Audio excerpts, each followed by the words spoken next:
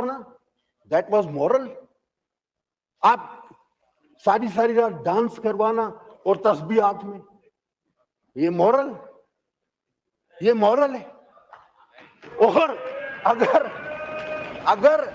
اگر آپ کو کوئی کہے کہ آپ نے یو ٹرن لے لیا تو کیا یو ٹرن لینا سیاست میں ضروری ہے؟ جھوٹ بولنا تو ضروری ہے. یہ مورل ہے. میں کس بات کروں؟ میں اگر شروع ہوا تو ساری رات کم پڑ جائے گی آپ کی مورلٹی پہ.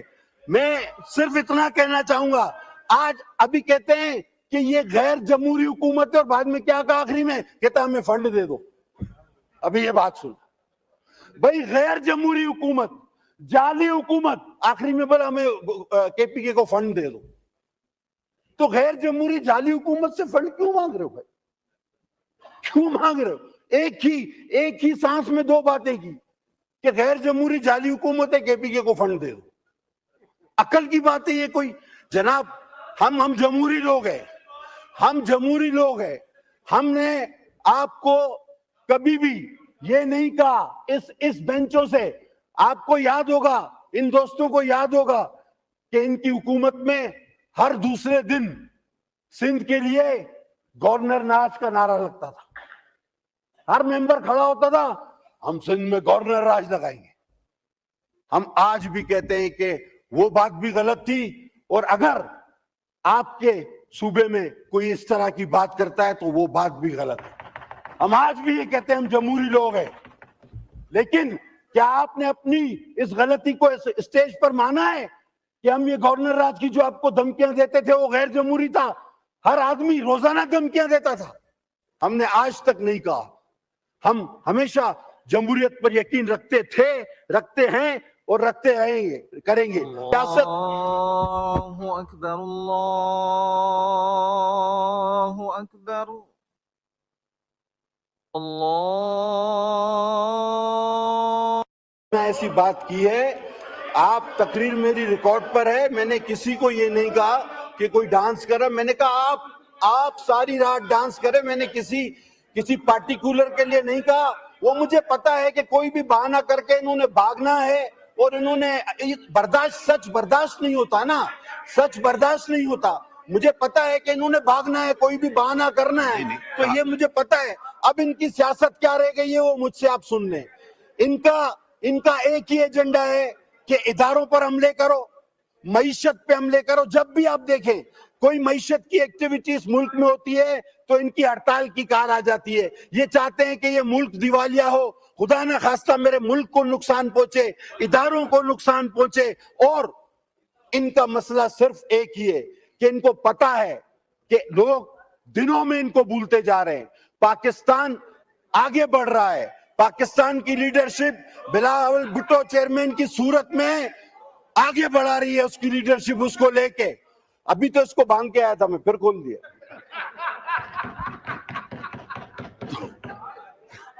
یہ تو ابھی بانگ کے آیا تھا میں. تو بہرحال جناب علی, اب قوم سمجھ چکی. اچھا یہ پہلے کہتے تھے ہم آئیں گے 1 ارب اس کے منہ پہ ماریں گے, 2 ارب اس کے. وہ کوئی ارب مرب نہیں, بلکہ پتہ نہیں کتنے ارب جیب میں ڈال کے چلے گئے, IMF سے قرضے لے کے چلے گئے.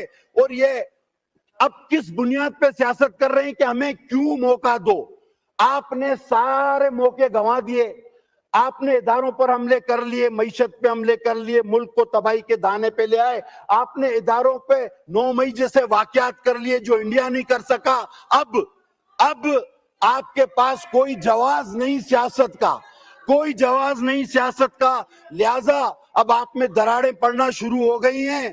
اب آپ کے اندر ہی ایسے لوگ پیدا ہو گئے ہیں کہ جن کو پاکستان عزیز ہے, پاکستان کی پارلیمان عزیز ہے. لہذا جو اندر ہے اس کو اندر رہنے دو, اور جو باہر ہے اس طرح بس اوپر ہاتھ کھڑے کر کے اسی طرح چلتے رہو. بہت شکریہ.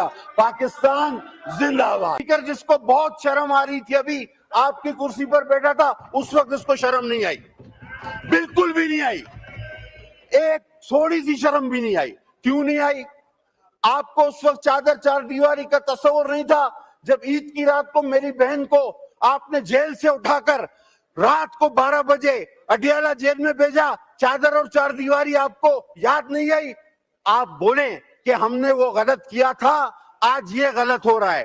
اب یہ کہتے ہیں کہ جناب یہ کوئی اور لوگ کروا رہے ہیں۔ یہ اور لوگوں کا کانسیپٹ لایا کون ہے میرے بھائی؟ آپ کی حاضریاں پوری کون کراتا تھا؟ آپ کے بجٹ پاس کون کرواتا تھا؟ ایک ایک ممبر سے لوکیشن کون مانگتا تھا کہ ہاؤس میں پہنچے ہو یا نہیں پہنچے ہو؟ بولو وہ غلط تھا، بولو وہ غلط تھا، آج بھی غلط ہے۔ اپنی غلطی پہلے مانو۔